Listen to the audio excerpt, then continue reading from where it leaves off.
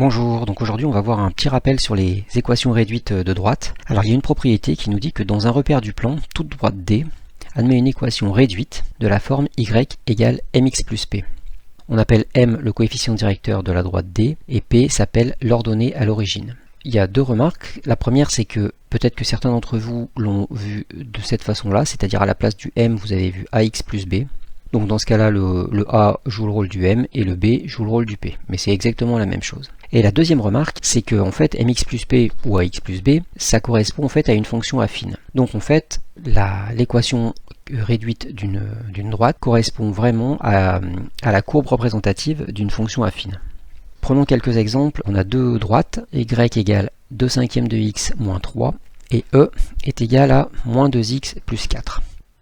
Donc le M va être égal à 2 cinquièmes, c'est-à-dire que c'est ce nombre-là, tout ce qui est devant le x. Et le p va être égal à moins 3, c'est-à-dire que c'est tout ce qui est après le x. Alors pour construire cette droite, sans calcul, il n'y a vraiment pas besoin de calcul, comment on fait? Alors on va d'abord placer l'ordonnée à l'origine, c'est-à-dire le nombre p moins 3. Donc comme c'est l'ordonnée à l'origine, on va le placer sur le graphique, sur l'ordonnée à moins 3, et on va se servir du coefficient directeur qui est une fraction. Alors sur une fraction, on a le numérateur en haut et le dénominateur en bas. Le dénominateur va nous servir à nous dire de combien on va se décaler vers la droite en partant de l'ordonnée à l'origine.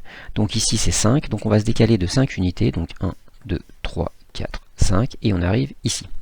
Ensuite, le numérateur, c'est-à-dire 2, va nous dire de combien on va se décaler en verticale. Alors si le numérateur est positif, on va se décaler vers le haut, et si le numérateur est négatif, on se décalera vers le bas. Ici c'est 2, c'est positif, donc on part du point qu'on vient de trouver, et on se décale de 2 unités vers le haut.